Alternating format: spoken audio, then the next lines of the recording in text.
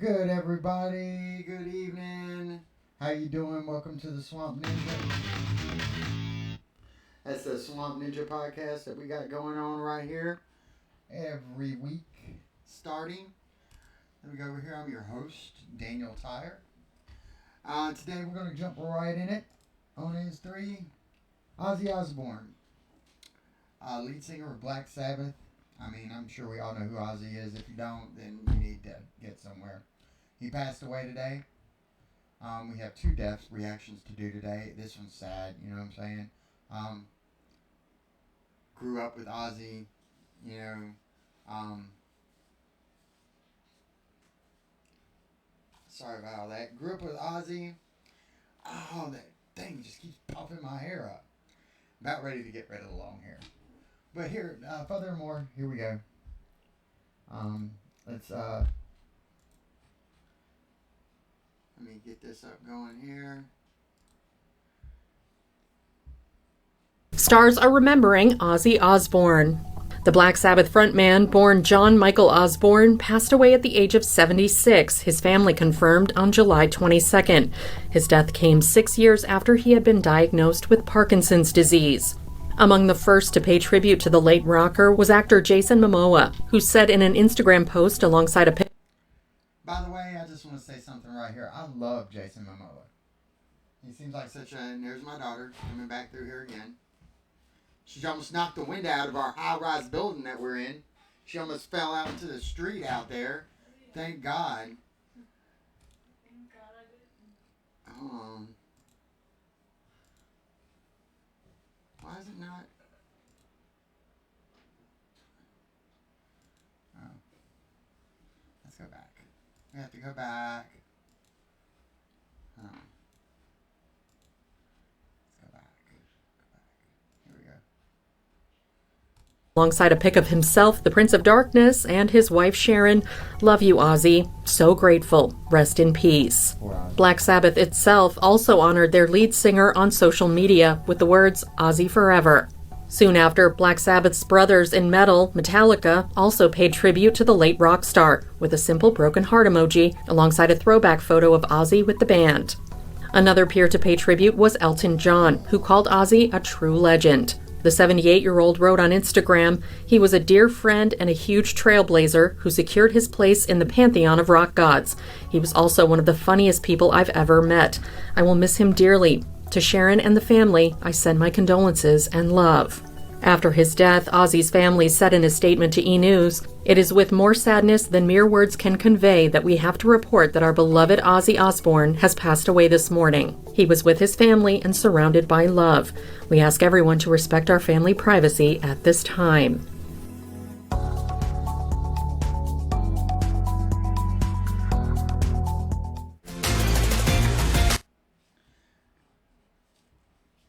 Now everybody around here knows, you know what I'm saying, if you're a white kid growing up in the South, you grew up on Leonard Skinner and a lot of Ozzy Osbourne and stuff like that. And Ozzy's gonna be missed, man. Made great music. Right up till the last couple of years, he made great music. You know, he was doing his concerts and stuff. He's gonna sadly be missed, dude. He was a very funny guy, uh, a character, and he lived life on his terms. If we could all do that, if we could all do that. And by the way, me, my dog Honey, the red nose pit, want to thank you for all your views and likes. We really enjoy doing this, and we like to get out here to where we're going to these places and looking at this stuff. You know what I'm saying, and doing these things. So if y'all could just keep liking and subscribing and getting us that way, man, we would love. We would take this stuff on the road. It's just gonna take time. And I'm saying I love everyone, and Honey loves every one of y'all. And that was my daughter I play Call of Duty with right back there. That almost fell out this massive window back there because that's real. That's real back there, dude. I'm right above that building over there. You know, that we're in Ruby, Louisiana. But get out of the sink before I throw you off this building. Anyways, now on to the next one right here. We have another sad death of somebody that anybody my age grew up with is Malcolm Jamal Warner. Yes, Malcolm Jamal Warner. Alright. Here we go. Now.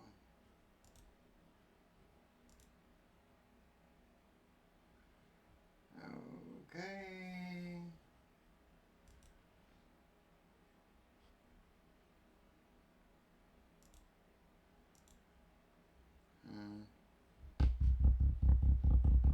Boom! There goes the dynamite. Okay. Hold on a second. There we go. I don't know what it's doing. Yeah, there we go. There we go. Here it is. I'm sorry about the delays and that. This morning, fans and co-stars are mourning the shocking death of Malcolm Jamal Warner, the actor best known as Theo Huxtable on The Cosby Show. There you go!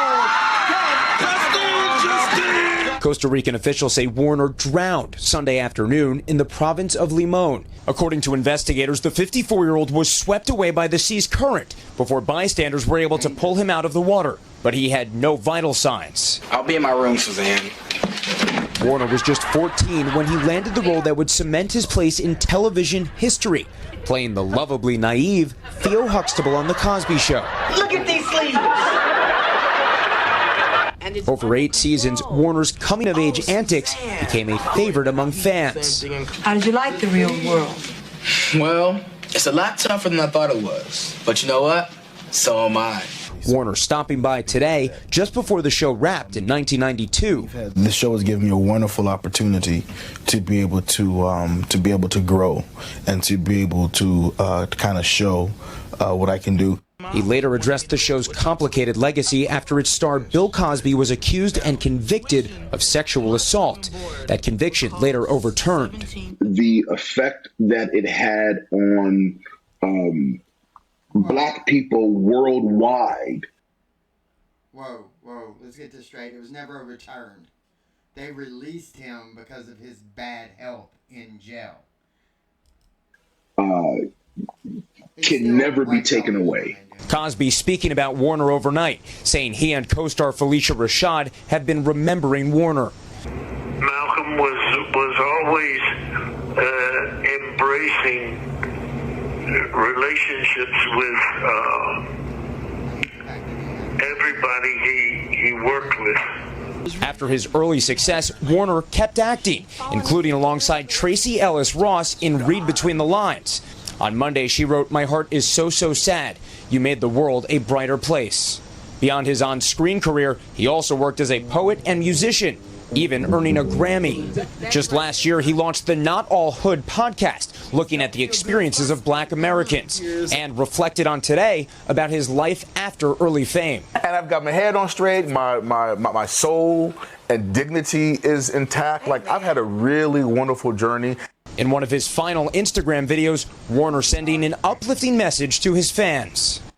Just wanted to remind you, as I remind myself, that no matter what's going on, there's always a reason to smile. Peace and love, and I'll be back soon. Authorities say it appears that Warner died from asphyxia by submersion, and the source close to Warner says all signs point to this being a tragic accident, as the actor's wife is now trying to get his body back to the United States to prepare for a funeral. Savannah. All right, Jesse, thank you so much. And for so many people, he felt like part of our extended family. Truly, I was just saying to you as we were watching that, I was about his age. Remember watching him growing up, think, first of all, he's so cool, but also he was going through all the things I was going through, puberty. And that was it. We'll miss you, Ozzy. We'll miss you, Malcolm. Two definitely people that we grew up with that would be in the thing. That's my lovely wife you hear in the background, who doesn't like to come on the camera very much. She's getting a quarter of our huge dog that we inherited. But yeah, that's sad. We've lost two icons. Excuse me. We lost two icons. I mean, we grew up with Theo. We grew up on Ozzy music. So did our parents, you know. So you'll definitely be missed. You know what I'm saying? So, on the turn right there. What are we doing now? We're going to look for some positive stuff. We can't leave this stuff in a positive thing. Even though I might have to stop and record it because stop this recording again. This has been like my third time. Oh, this is some good news right here. From my buddy JD DeLay from Florida. He has some good news for us. Well, good news and bad news. You know what I'm saying? It's good and bad news right here.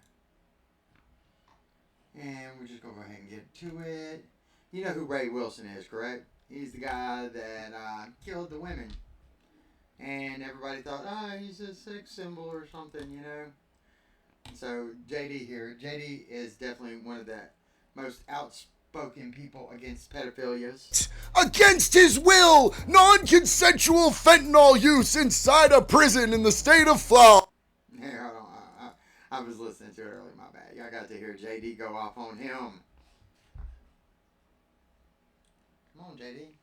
Let's hear it. Wade Wilson overdosed in prison. Sure y'all remember Wade Wilson. He is that guy who is in Florida death row in prison with a death sentence hanging over his head because he killed 2 innocent women. And the women across the bowels of the internet decided that he was dreamy, and they started making all these thirst traps about him and sending him all sorts of money until they kind of realized that this dude is an absolute and utter douchebag. He has white supremacist tattoos all across his face. He went in there, they shaved his head, he got fat, and he's an absolute train wreck of a toxic human being. Who would have thought a dude who murders women wouldn't make a good boyfriend for the internet? But then they sort of turned on his ass, and now he has just overdosed in Florida prisons. We are going to get into all of this right now.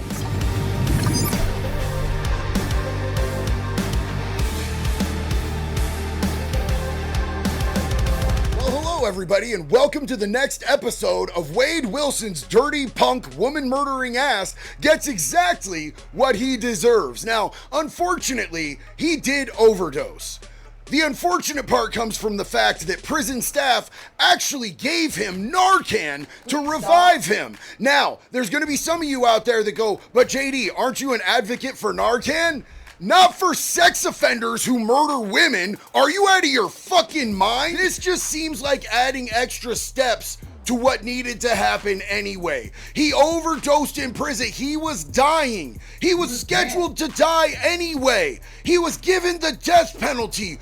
Why would you actually bring him back to life just to kill him all over again? Let that motherfucker rot. You guys know that I'm a huge advocate for the death penalty. I don't think we're killing nearly enough people, to be honest with you. If somebody is out there murdering women or children, if somebody is out there putting their pee-pee where it doesn't belong, I absolutely think that we are not only entitled, but we have a responsibility to take those maggot motherfuckers off the face of the planet. And I think we should do it more quickly. Why do our tax dollars go to like 40 years of their existence living on death row? It makes not a single lick of sense to me. We already decided he needed to die. Why are we pussyfooting around it like that? We should make an express lane. 10 items or less, bitch, you're gone. Does that make me a bad person? What do you guys think? Let me know down in the comments. Now, there is no doubt that Wade Wilson overdosed on fentanyl. They have the toxicology reports. They've already written him up a DR, which is a disciplinary report. That means he's actually in trouble for this whole thing. But Wade Wilson claims that he was poisoned. Yes, ladies and gentlemen, he's saying that he didn't willingly take the drugs, that he was poisoned. Funny that an absolute child rapist... That's what happened to me too. I didn't willingly take any drugs. I was poisoned. That's gonna be my excuse. Gutter junkie who kills women, and all of that is documented, would now say that he was poisoned. He would never take drugs of his own accord, even though he's been busted for drug trafficking while he's been incarcerated. He says this is all just some big conspiracy against him.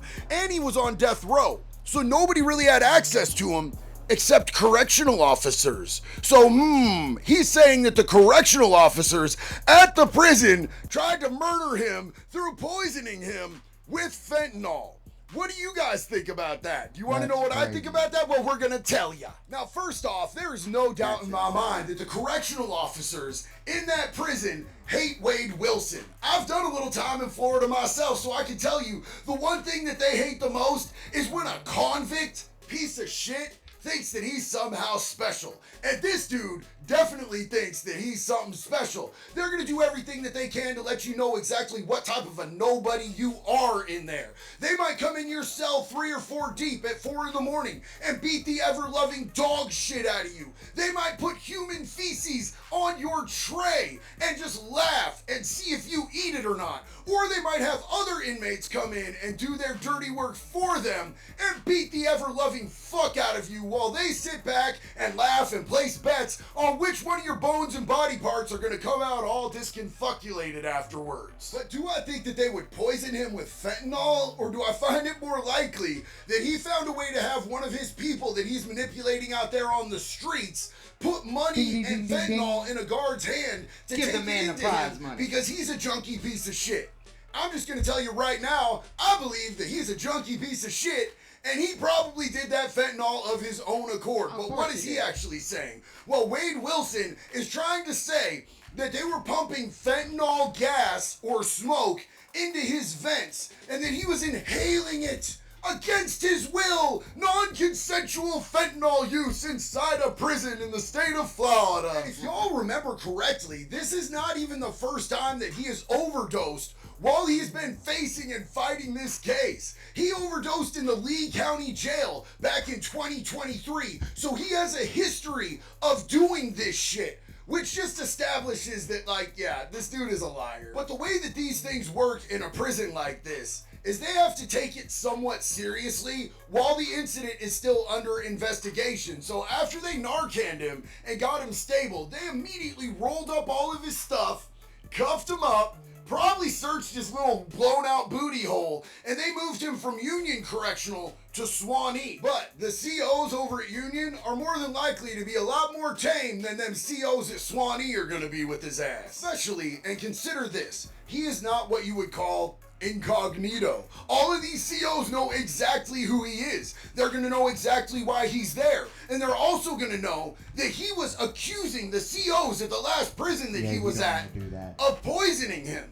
Which means that he's trying to get them fired. He's trying to get charges pressed against them. He's snitching against COs. And one thing COs do not like is when you snitch against other COs. His life just got exponentially worse. And I'm here for that shit. Because one of the things that people don't realize about the Florida prison system, as opposed to like the prisons out on the West Coast where I did my time.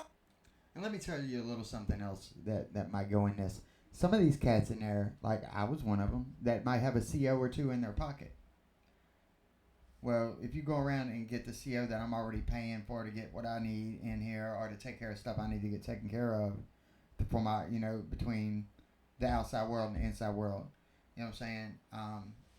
Just saying, if you was to mess with one of my COs, my corrections officers that I'm paying for, I would have somebody juke you up in the shower. You know what I'm saying? I'd definitely be phone check time, homie. Definitely be phone check time.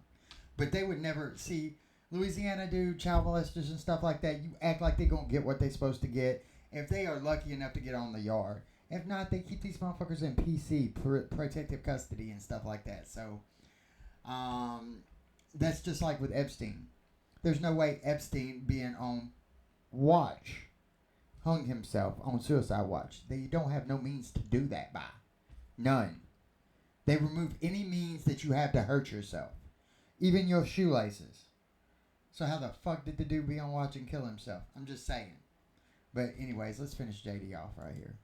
Is that you don't worry as much about the other inmates in Florida as you do the correctional officers. They don't have gang. And if you're listening to me, it's mandatory. I want you to go over to JD Delay's page, subscribe, like, watch his videos. Dude's real. He speaks real shit. He knows what he's talking about. He's been there, done that, and he's turned his life around.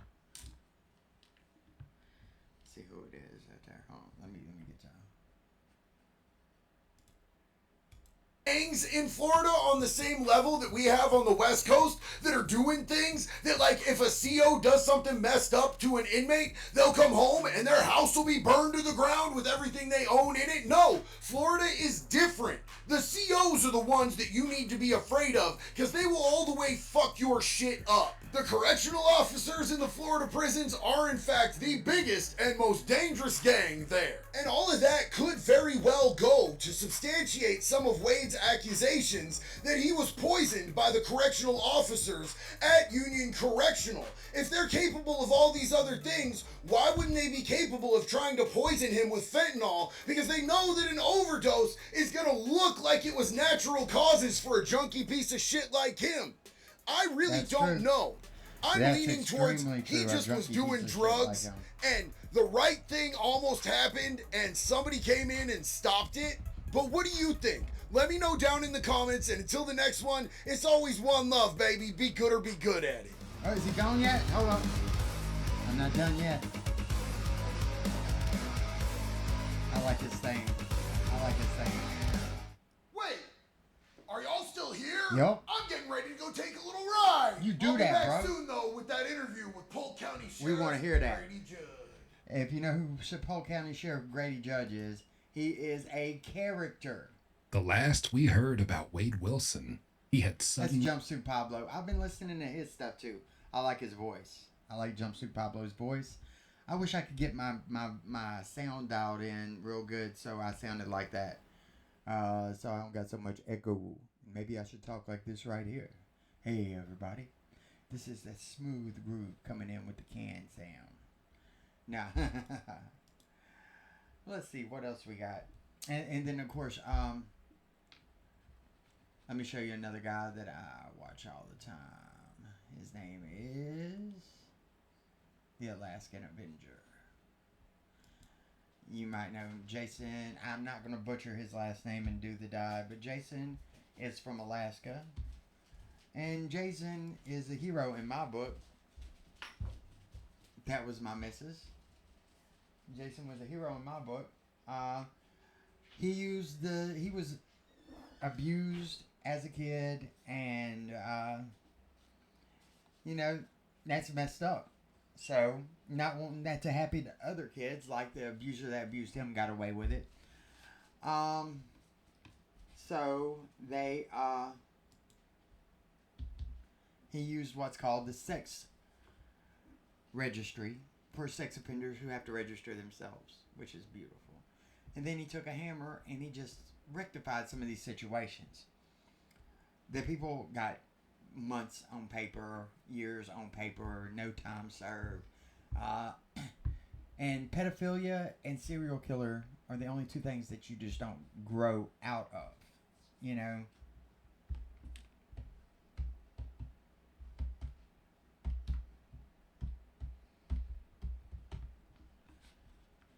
Oh, okay, I messed up that. Alaskan Avenger shorts. I'm just going to show you Jason. And I follow both these guys, and I've had a few conversations with them. So I say buddy in the loosest term. I mean, they're just...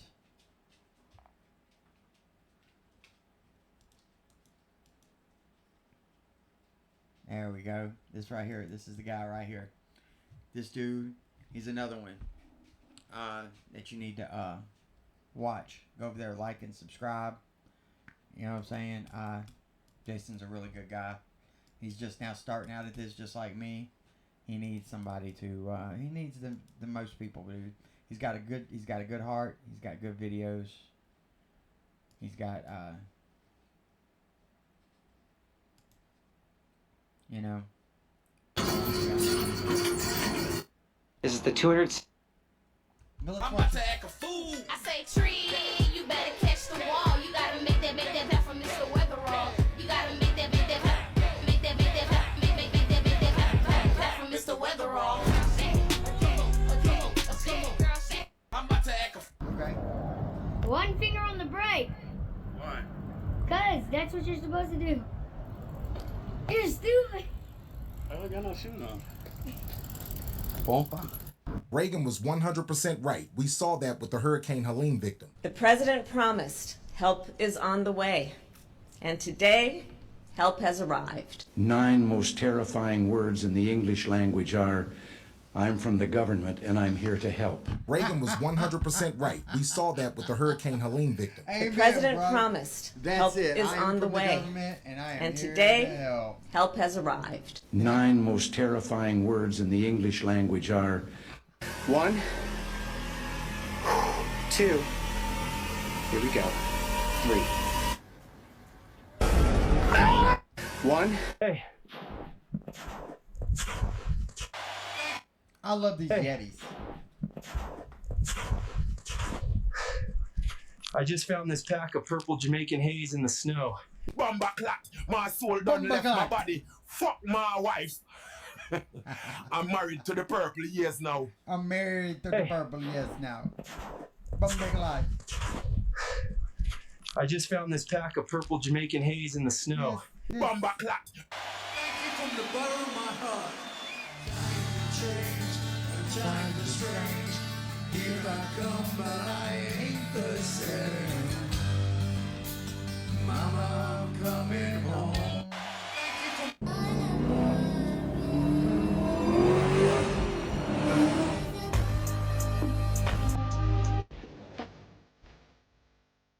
Check this girl out.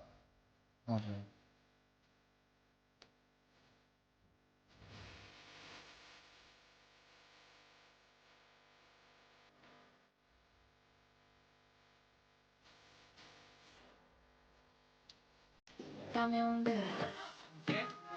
It's almost impossible to avoid trouble on the road if a steer tire blows.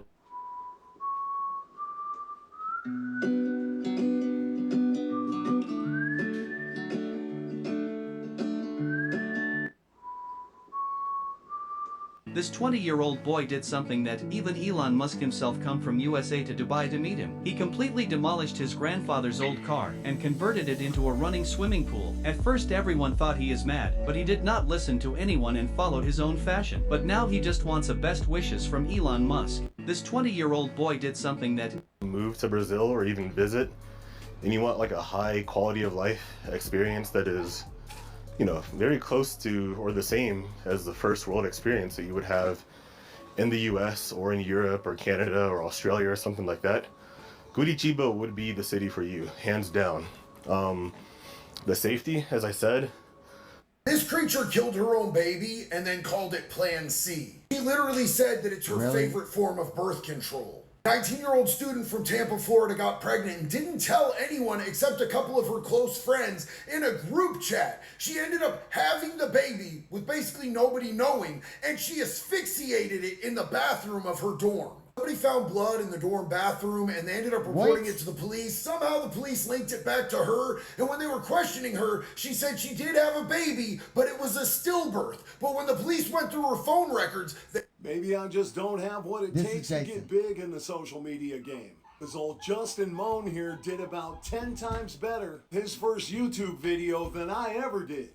But then again, that was because after a long rant, he lifted up his dad's head in a plastic grocery bag. That's right, Justin Moan was one of those out there in our society that actually let all of that media conditioning penetrate his weak mind. And so he took his own father, who tried to stop him from becoming the next Trump, down into the basement and eventually beheaded him with a machete. But you know, when you're trying to make a political statement and you really want to threaten federal agencies, next thing that came to his twisted mind was to display his father's head to the world and threaten the feds and tell them, "You're next if you don't let me be the president." Actually quite sad, because his father was heavily community involved and by all accounts was a great father. Look around, this is the kind of family upbringing that this kid had. And all it took was 15 or 20 years of cable news network television inside this home right here. All of a sudden, this twisted weirdo is cutting people's heads off because of politics. His defense team did the best job they could to say, hey, he's crazy, just send him to a mental hospital for a little while. But somehow, even though they obviously don't care about kids, these judges don't like weirdos threatening people in positions of authority. Yeah. And yeah, maybe whacking off his dad's head had a little something to do with it. They definitely gave Justin Moan Jason. life in prison. So fortunately for the rest of us, we won't have to worry about him cutting our heads off anytime soon. Unless one of his many appeals goes through. And then you'll probably see him right back on YouTube. I mean, isn't it easier to just go and vote? Maybe I just don't have what it takes to get big in the social media game. Yeah, This Jason. old Justin Moan He'll here. probably be right back there doing the same thing. Well, y'all, we're transitioning over. I want to thank you for your time. Remember, subscribe and like. Get back over there to the thing. We're going to miss you, Malcolm. We're going to miss you, Ozzy. See you on the other side, brother. Thank y'all for coming to Swamp Ninja. Remember, please, I love doing this. I love talking to y'all. Anytime y'all want to talk or be on the show, just let me know. Get with me. My number is 318-487-3148. I'm like Mike Jones. I put it out there. I want to hear your story, any kind of story.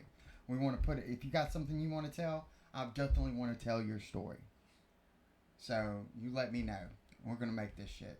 Thank y'all so much. God bless y'all. One love, one light. Peace. Back to the Swamp Ninja.